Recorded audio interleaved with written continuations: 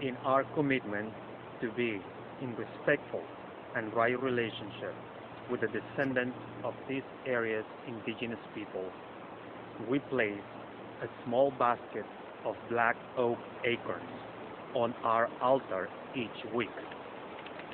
In so doing, we remind ourselves and acknowledge that the Nisenan people are still here among us today.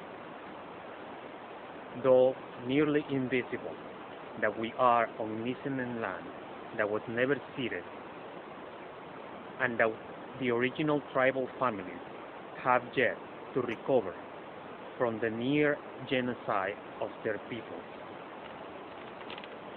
As residents or visitors in Nisenan land, let us support the Nevada City Rancheria Nisenan tribe in efforts to stabilize their people as well as their campaign to restore federal recognition.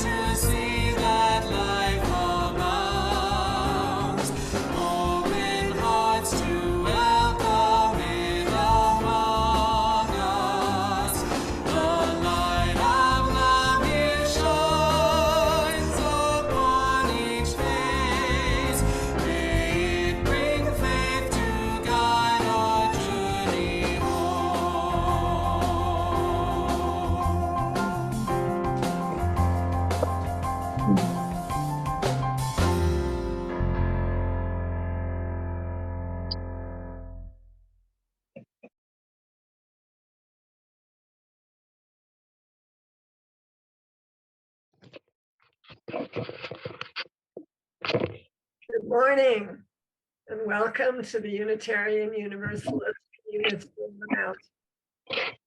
So here we are on Zoom again, and isn't it great that we can't be together? It's just too dangerous to go to church. This service is made possible once again by the willingness of so many who shifted gears midweek to make it happen. Most elements are still in place, though we are missing the choir and look forward to hearing them in person again soon.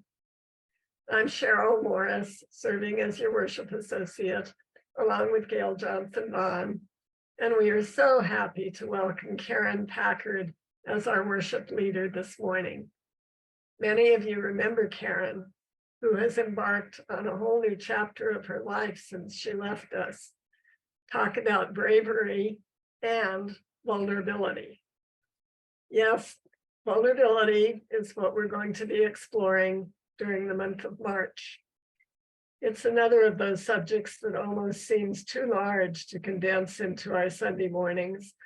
But as usual, we will be looking at it from different perspectives, hearing what others experience, reflecting on our own times of feeling vulnerable, and perhaps developing a certain level of comfort with it, or at least accepting it and how necessary it is for growth of any kind, personal, social, institutional, cultural.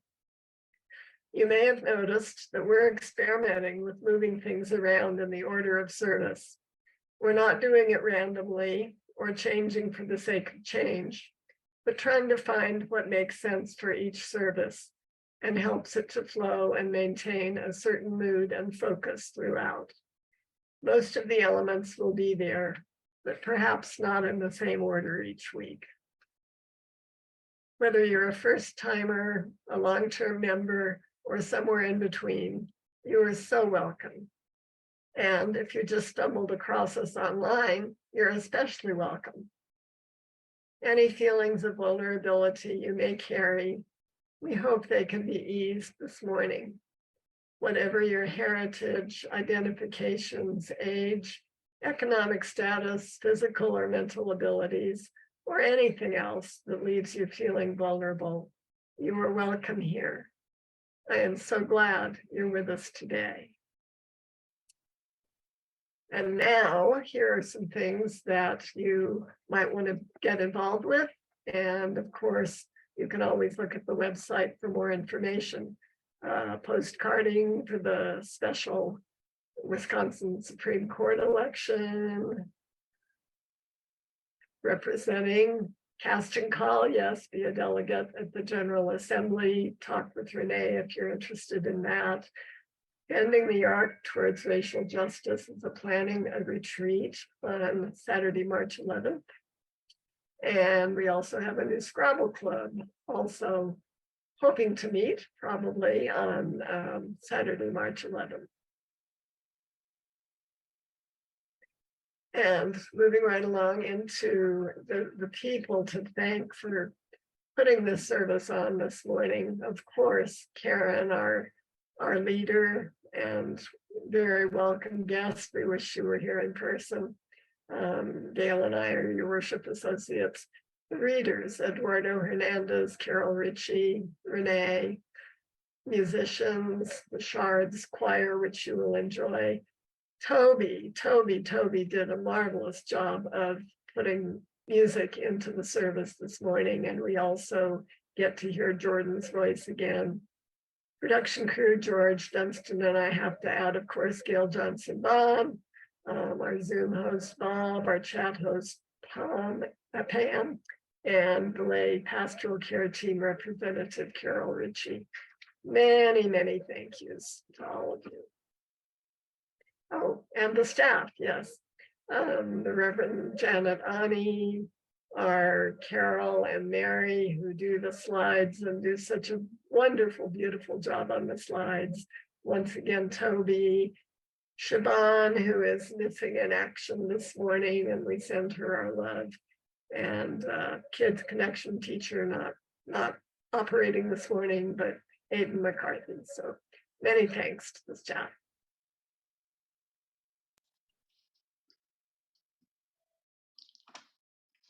Book of Life by Roddy Bell Shelton Biggs.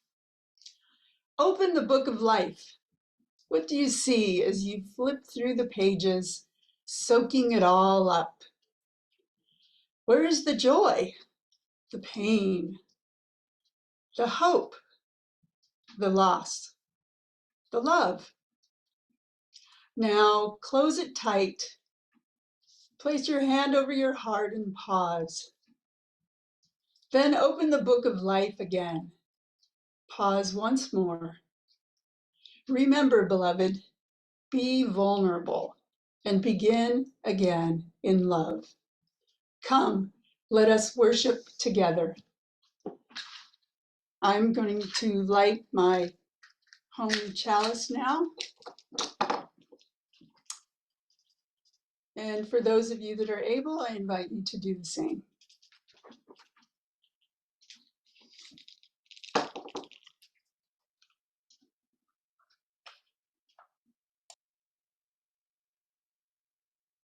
Good morning, everybody.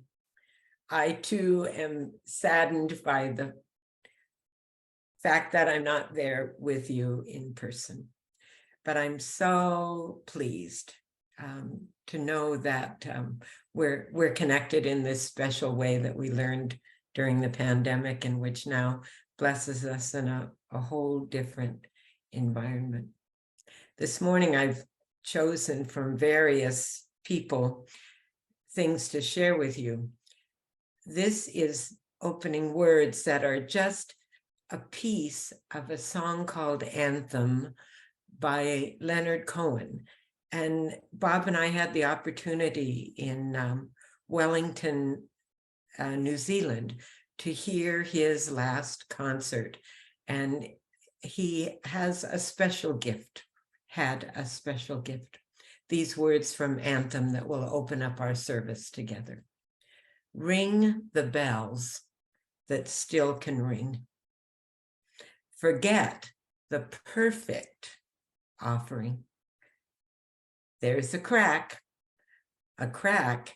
in everything, but that's how the light gets in. Welcome everyone to an opportunity to think about vulnerability.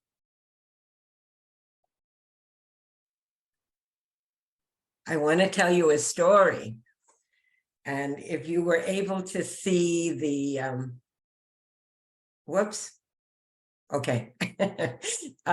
a story about a monk and his student and a scorpion. Imagine this. Once there sat a monk on the banks of the holy Ganges River with one of his students. As they watched the water going by, they noticed beside them on the side of the steep bank, a scorpion making its way down the bank towards the water. But it fell into the water and it began to struggle and drown. Without hesitation, the monk took his hand, reached in the water, grabbed the scorpion, and pulled it out. And guess what? It stung his hand. And he set it back carefully on the side of the river. Several minutes later, that scorpion started towards the river again. And he fell in. And you guessed it, because you're all so smart, he started to drown, and the monk took his hand, put it in that water, grabbed that scorpion, put him up to the side, and yes, the scorpion stung him again. A third time the scorpion fell, and a third time the monk grabbed him. And a third time he put him on the side of the water. And a third time, yes, you know it, the scorpion stung him. Oh, the student could no longer refrain himself. And he said, Master, why is it that you keep saving that beastly scorpion from drowning? Can't you see he's just gonna sting you again? Yes, I know. He's going to sting me again, laughed the monk. It's the dharma of a scorpion to sting. And it's the dharma for me to save. Thank you.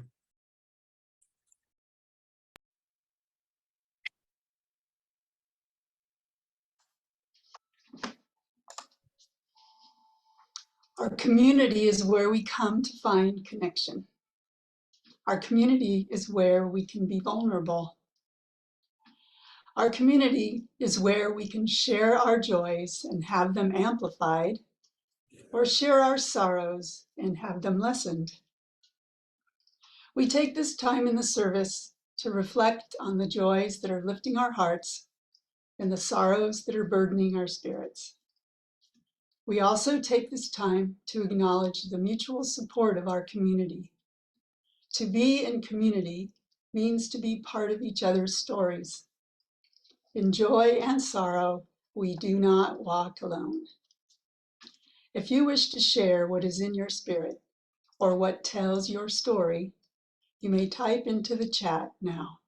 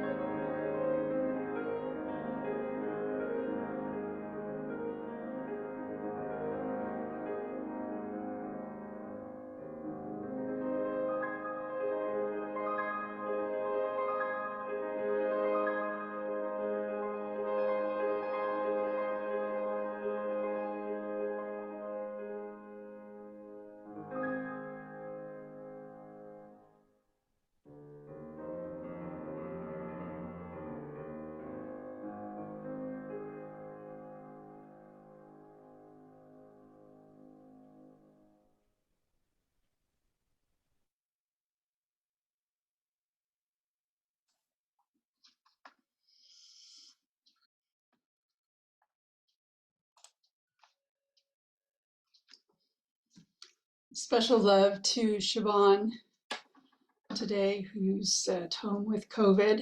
We send her all of our love and best wishes, as well as to those of you who aren't here today, who are unable to access the internet because of loss of power and being snowed in.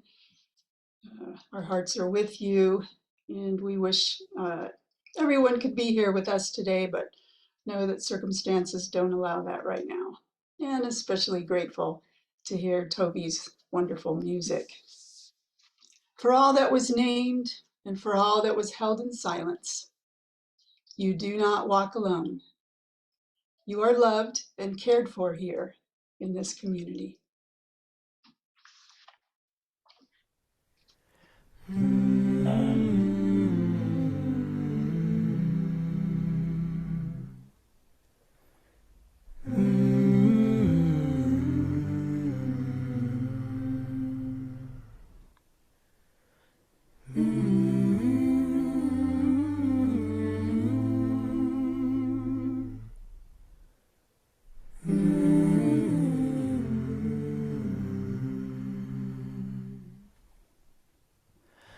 With heavy heart I raise my chin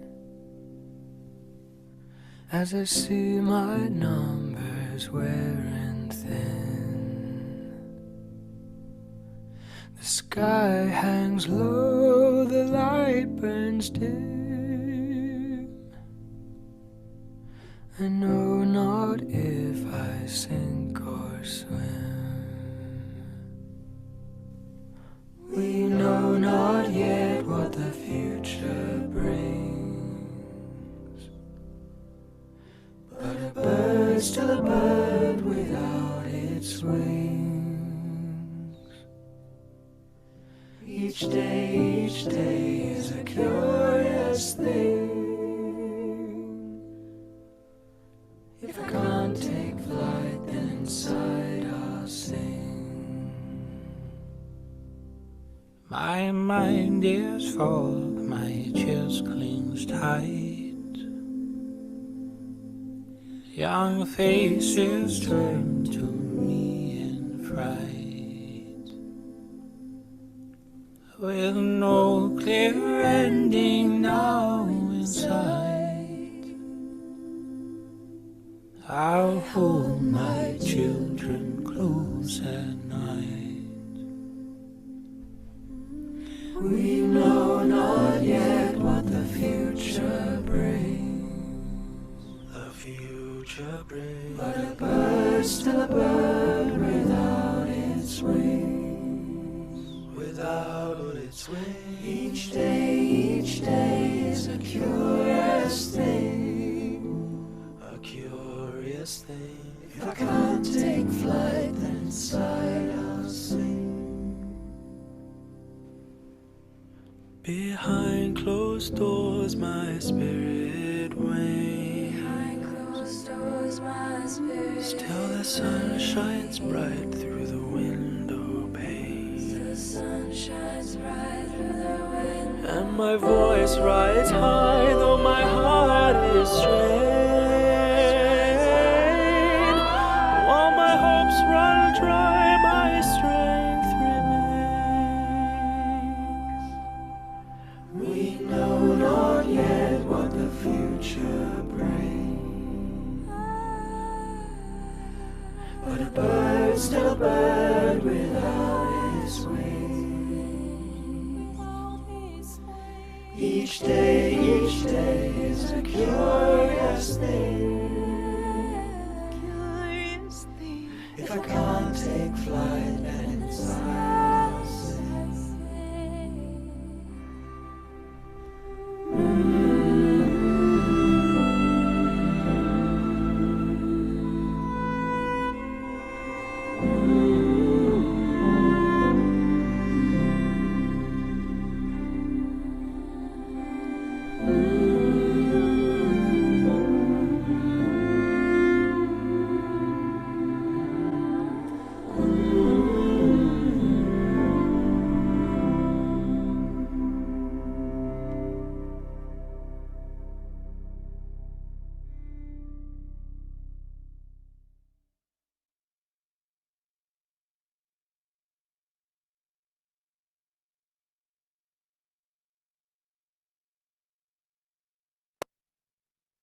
These words are brought to us by the poet Anne Hillman.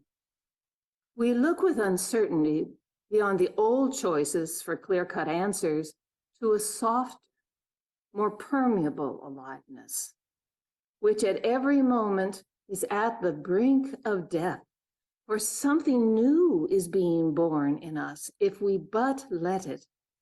We stand at a new doorway, awaiting that which comes, daring to be human creatures vulnerable to the beauty of existence, learning to love.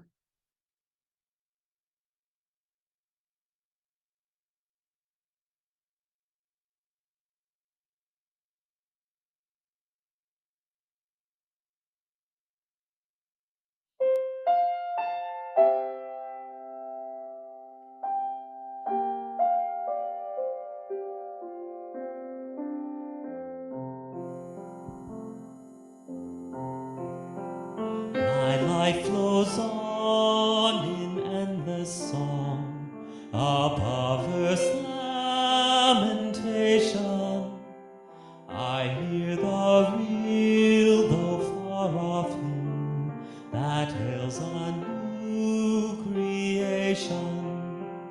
Through all the tumult and the strife, I hear the music ringing. It sounds an echo in my soul. How can I keep from singing? What though the tempest round me roars, I know the truth it liveth. What though the darkness round me close, songs in the night it giveth. No storm can shake my inmost calm, while to that rock I'm clinging. Since love prevails in heaven and earth, how can I keep from singing? When tyrants tremble as they hear the bells of freedom ringing, when friends rejoice both far and near, how can I keep from singing? To prison cell and dungeon vile, our thoughts to them are ringing. When friends by shame are undefiled, how can I keep from singing?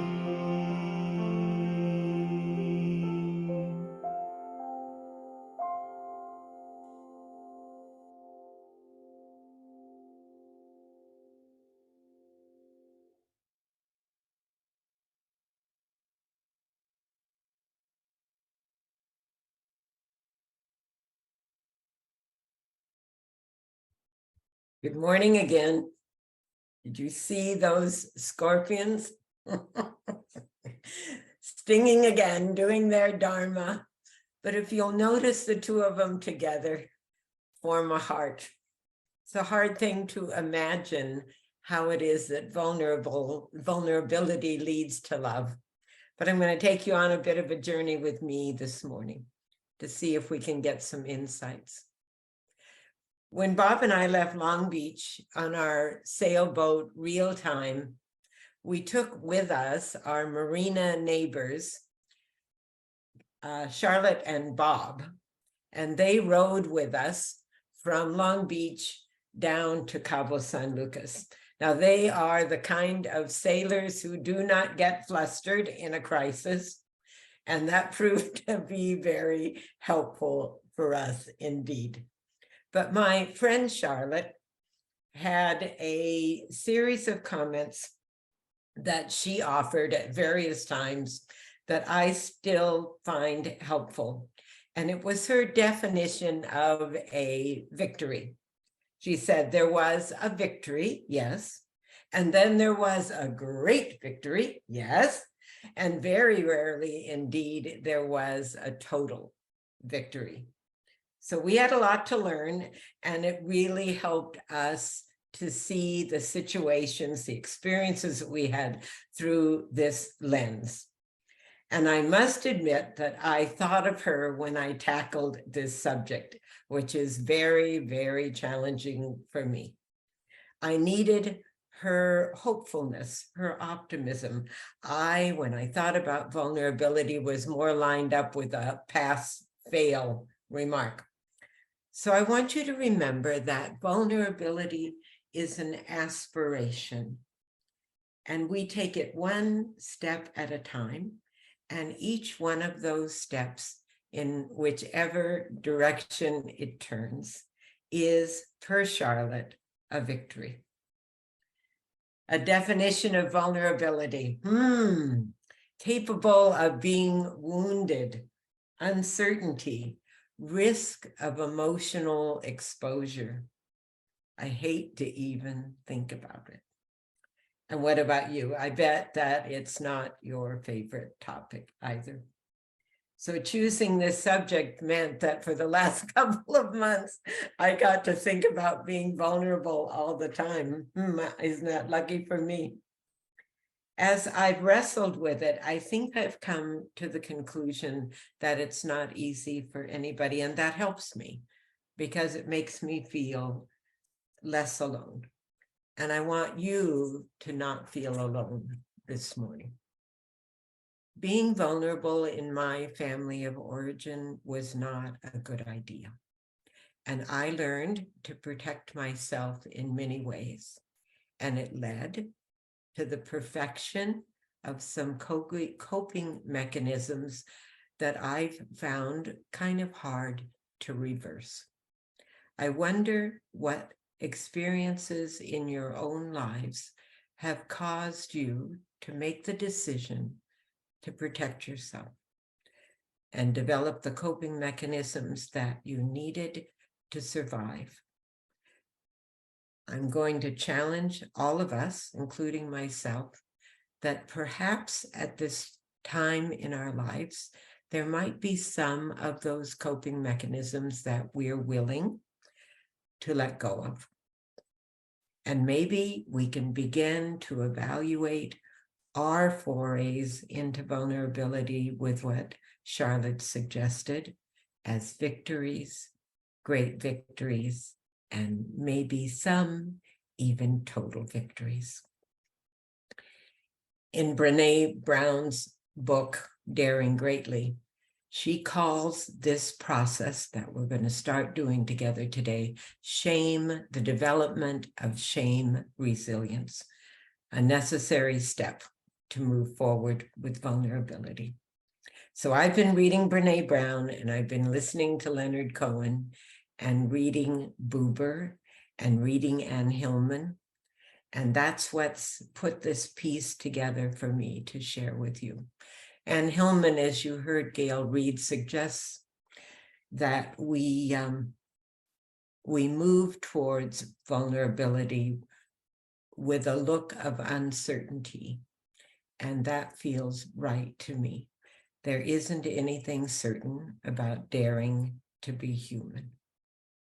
So Leonard Cohen sings, "Love is not a victory march. It's a cold and a broken hallelujah." Well, Charlotte would disagree, but perhaps we can consider that every step we make towards mediating our shame and our fear and developing our shame resilience and trying out vulnerability can be considered a victory, even a small one, and a movement towards what you saw with those two scorpions: connection, love, and even the possibility of joy. And I think that's our total victory. You know, and you heard that I started a new life. I moved to a place where Judith Ellen and Pete have lived before, called Pilgrim Place, an intentional community. And I moved in the end of October. And as I reflect on one of my reasons for coming here, it was because I wanted to be surrounded as much as possible with kindness and safety. I wanted to live out the rest of my life as unexposed to hurt and confrontation as was possible. And after arriving on campus, I was mindful, and those of you who know me know that I would do this. I was mindful to be polite and flexible and hardworking as I tested the waters in this new place. But there was a shift in my situation. In November, I was looking forward to a trip to Georgia to celebrate my 77th birthday on the same day as Thanksgiving with my oldest son and his family. And the night before, suitcase packed, Uber ordered for the airport, I began to shake uncontrollably. And Siobhan, especially you this morning, and my heart goes out to you, but I'm sure by now you've guessed I came down with COVID. And it happened even though I was vaccinated and boosted to the max to be a very serious case. And I wasn't prepared. I was now a new person in my new little house, alone. And what was I to do? Bob drove up from Orange County and got Maxwell to take him home and checked on me, but I was contagious. And it was awful in a community to know that I had this disease that meant I had to be isolated. I wasn't able to work my phone. I wasn't able to problem solve. Even getting to the bathroom on my feet was a challenge. Mm-hmm. My sponsor here gave me a call, and I told her, what do I do? I'm just lost, and I don't know anybody. I don't have any friends. I haven't done anything to get any friends yet.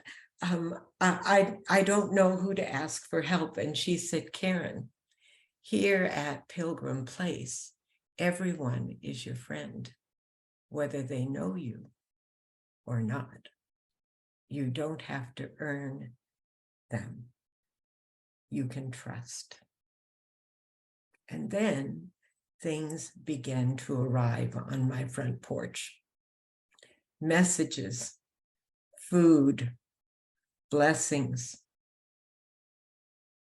And I didn't recognize one name.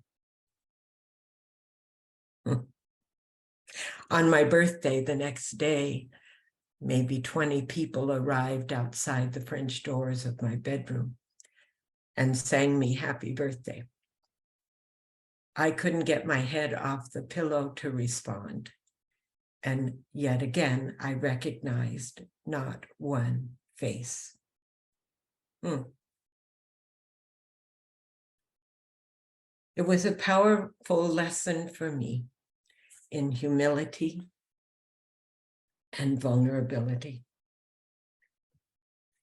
I was had been focused on everything being done and done well and looking nice, and that I was perceived to be pitching into the group and making a good impression as I started out. And instead, here in intentional community for the first time, flat on my back in my nightgown, unable to raise my head, having not even brushed my teeth or combed my hair. There was no putting my best foot forward, no doing my share, no opportunity to prove myself. I know it sounds kind of utopian, shockingly so, but it's true. I've always struggled with shame and fear, and it's led me to perfectionism and overfunctioning. But I wasn't up to putting on that mask. I was forced by circumstance to trust, and it sent me back to other times in my life where circumstances took me out of my ability to pretend.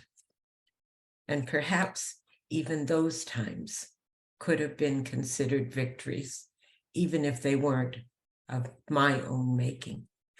What do you think?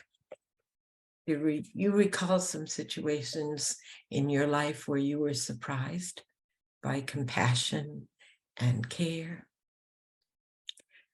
I remember when my deceased husband, Bruce, was sick with a brain tumor. One day I was met at the front door by 3 ladies totally dressed as clowns and in clown makeup, carrying buckets with cleaning supplies, including brooms and mops and etc. And without any words, in mime and laughing, they pushed me aside and waddled their way into my living room and began to clean my entire house. You see, they knew that I would never, ever be a person who asked for help. Somehow in my mind, I just had to manage. I had to prove maybe more to myself than anyone else that I was coping. I mustn't show weakness, heaven forbid, or incompetence. What a fallacy. Do you remember the story of the Velveteen Rabbit? In the Velveteen Rabbit, it says, real isn't how we're made. It's a thing that happens to us. And Cohen sings about the cracks and the light coming through the brokenness. Now that begins to resonate with me. How about you? I know for a fact that UUCM is a community where seeing light through the cracks happens regularly. And so short of being hit over the head with COVID or a brain tumor, what does the process of vulnerability look like for every one of us on a day-to-day basis? What causes us to put on that mask that initially makes us feel safer, but becomes suffocating? Or that armor that gets heavier and heavier over time? Seems to me we need to have some plans in place to make the choices to be vulnerable with each other and maybe even with our own families. When I was supervising chaplains, I told them, don't bleed when you're in the water with sharks. I had found that in a professional environment, one had to be careful who you shared your story with. It could be used against you. Beware. It takes time to recognize and trust. And that's an important lesson for all of us to learn. So my criteria for a trusting relationship was kindness and safety, not just once, but over time. Brené Brown calls our willingness to come together in vulnerability times when we can move forward with our wholeheartedness. But to do that, to move forward with wholeheartedness, we need to be able to trust. And when we can trust, we can know to share appropriately and with boundaries.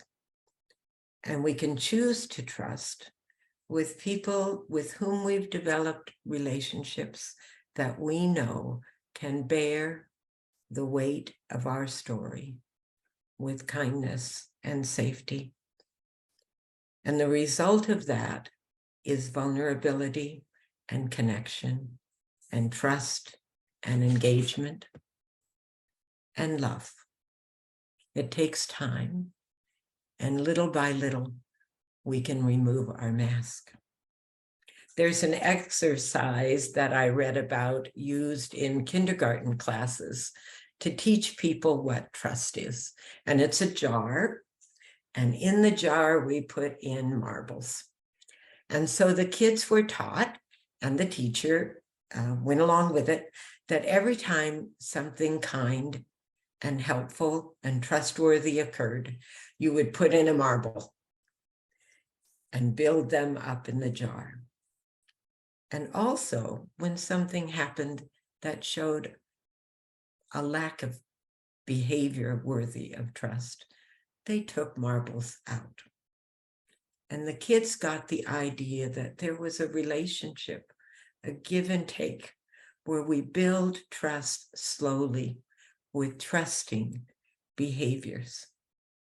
So, lessons learned: don't bare your soul the first time you meet someone.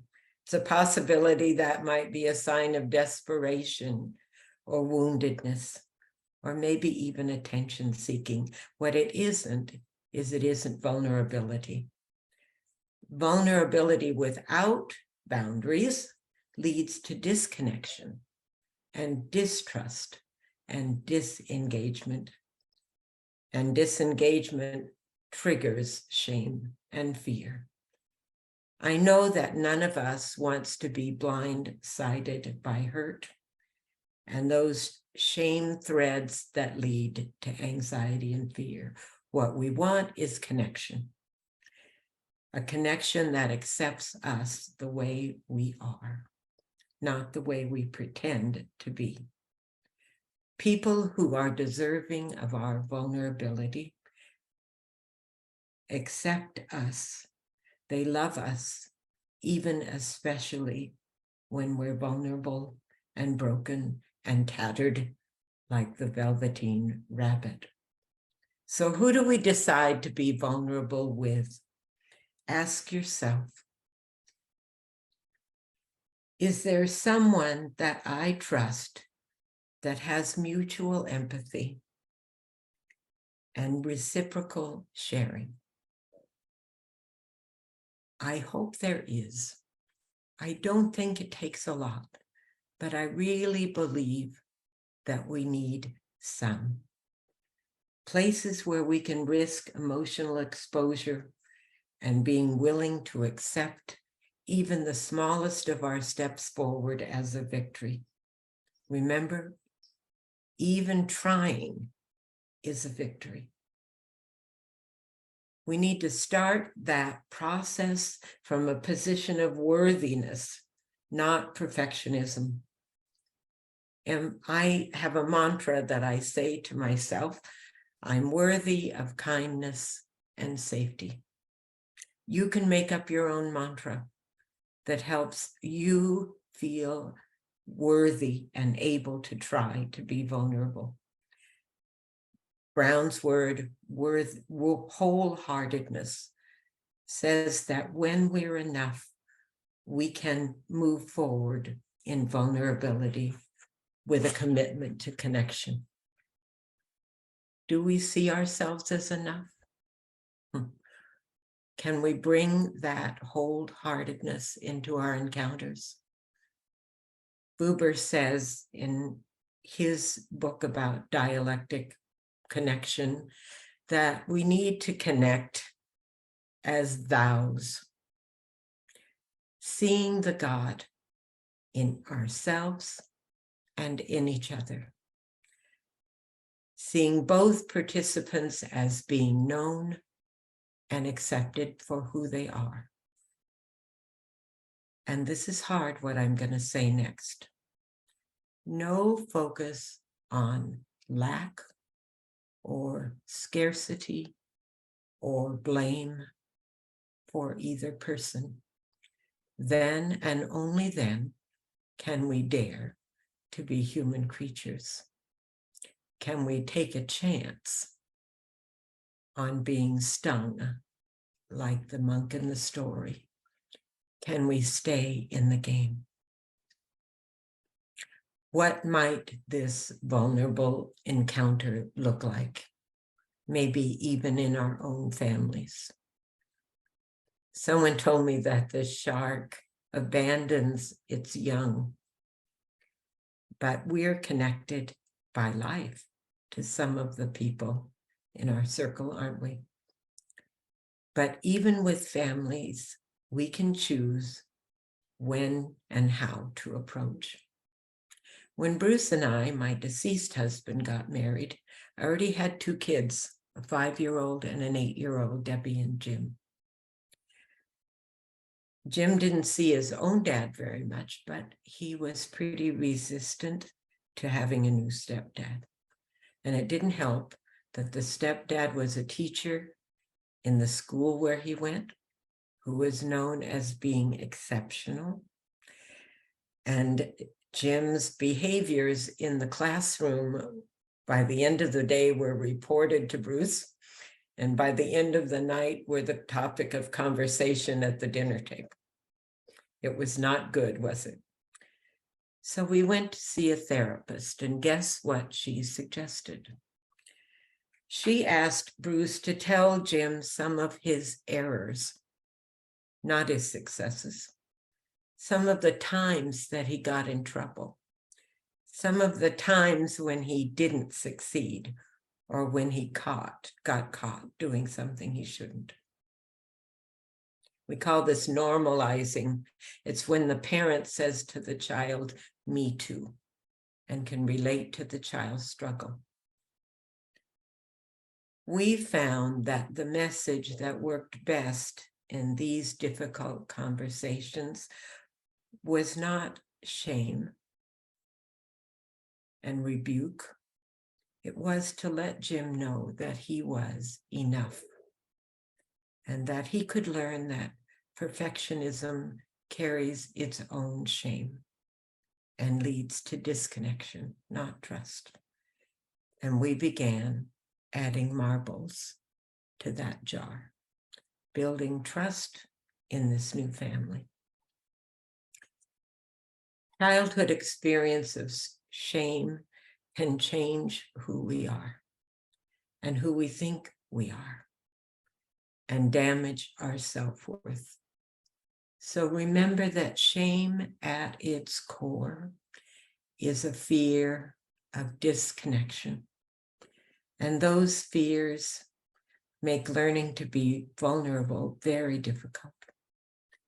But instead, experiencing empathy and acceptance builds our shame resilience and leads to connection, and maybe allows us to climb out of those shame holes that have caused us to hide and to lie and to overfunction.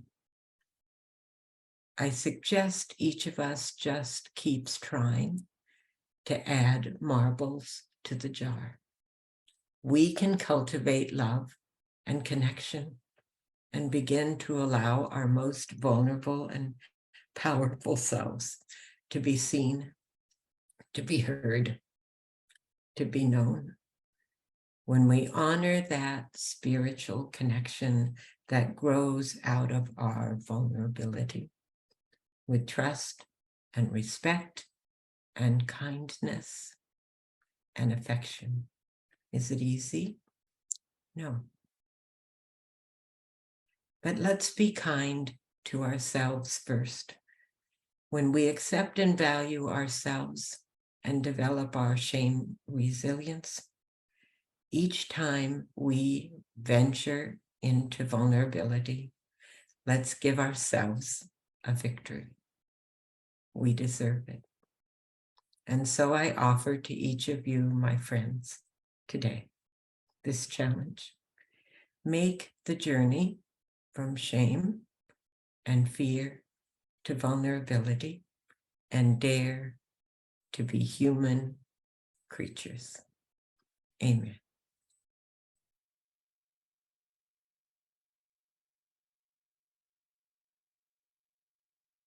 Hello. These words from Teresa I. Soto remind me of our constant change and a deepening faith in who we are. We hold hope close. In this community, we hold hope close. We don't always know what comes next, but that cannot dissuade us. We don't always know just what to do, but that will not mean that we are lost in the wilderness. We rely on the certainty beneath, the foundation of our values and ethics. We are the people who return to love like a North Star, and to the truth that we are greater together than we are alone. Our hope does not live in some glimmer of an indistinct future. Rather, we know the way to the world of which we dream, and by covenant, and the movement forward of one right action and the next, we know that one day we will arrive at home. There is so much transformational change happening around us at UUCM and the larger UU world. And I'm most inspired by a faith that doesn't get stuck in the mud. And I've found that I love how UUs enter into a healthy process for change. And so I thought today I'd point out two processes happening now that may create for us a more vibrant, welcoming culture at UUCM and take us into the future of Unitarian Universalism. So the first process is for our community to begin endeavoring in the careful way at which we arrive at a decision on a future property. Since we've outgrown our current home, a new space that would allow us to park nearby, grow our membership, and attract younger families with a play space for children. And the second process I'll point out is already in full swing with the UUA's Article 2 Study Commission. Rep. Jan Ani has beautifully outlined it for us in her recent sermon and also her Mountain Chalice article. So check that out, and also the UUA.org information. I recommend that we dive into this fascinating evolution that's taking place. Be a witness to the review and revision process of the UU principles and purpose statement that seek to liberate us and others as we live our shared values with accountability. Accountability being the key to dismantling oppression and centering on love and liberation. Accountability so that trust can be built at last. And this may be the way forward with the Unitarian Universalism movement that celebrates multiculturalism and widens the circle of concern. So I'm holding hope that we can vote for the proposed language at General Assembly this June. I'm a UUCM voting delegate, and I'll be traveling to Pittsburgh, Pennsylvania, and I'd love some GA buddies to join in if they can. There is a scholarship to help cover costs, so just let me know. So in this annual pledge season, where we acknowledge that money and resources are necessary things to reach our ministry goals, I wanted to highlight these two items. There are other great things that you will find that speak to you. And we know that there will be many challenges ahead, and we will meet these transformational times with a powerful ability to hold hope. May the future inspire all of us with a deepening sense of what it means to be a Unitarian Universalist. And now for our offering. UUCM steps forward to offer comfort and support in these challenging times, and so does our justice partner, Interfaith Food Ministry. Your generosity remains essential to our ability to sustain the work of our community. There are several ways to contribute. You may text an amount to 833-579-0483, give via our website at uugrassvalley.org, via PayPal at paypal.me/UUCM, or mail to UUCM 246 South Church Street, Grass Valley, California, 95945. Thank you.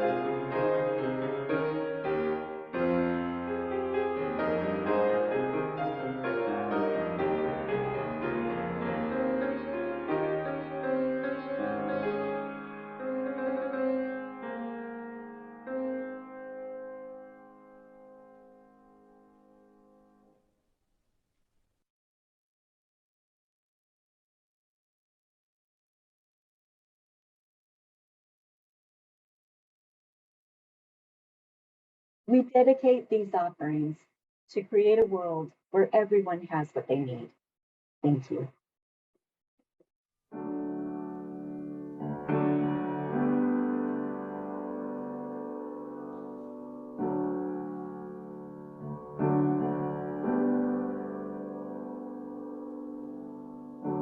Sing to the power of the faith within. Sing to the power of the faith within. Lift up your voice. Be not afraid, sing to the power of the faith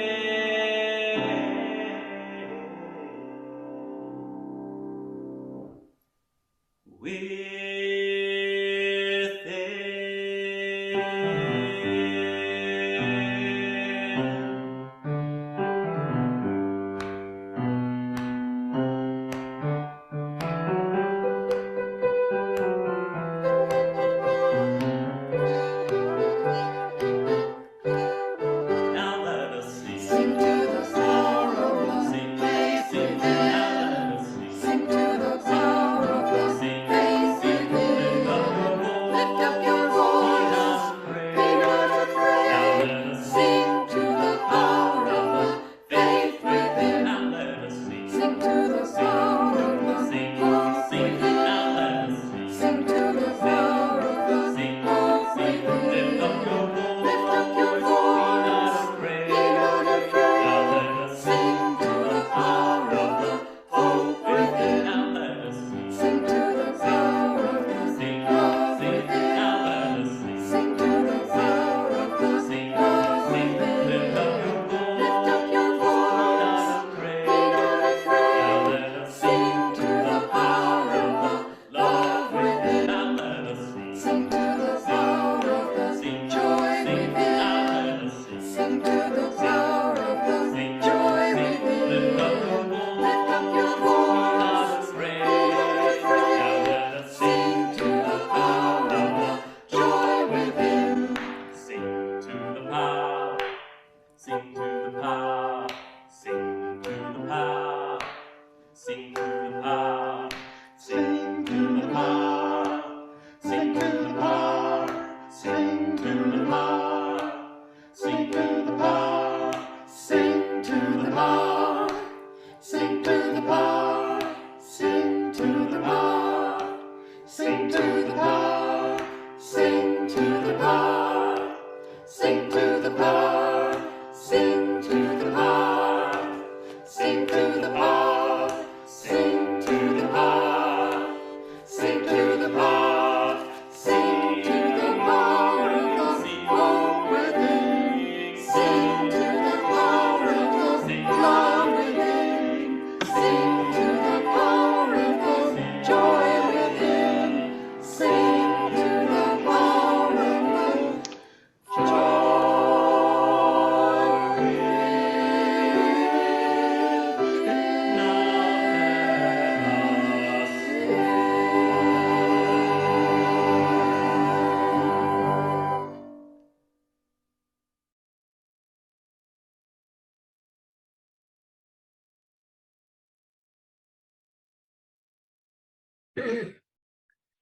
Closing words from the Reverend Scott Taylor. As we go, may we remember that we were never meant to make it through this life alone. Vulnerability is a doorway, friends. Those wounded and tender pieces of ourselves help us return to each other. What seems wounded or unworthy, when shared, becomes our strength. May it be so.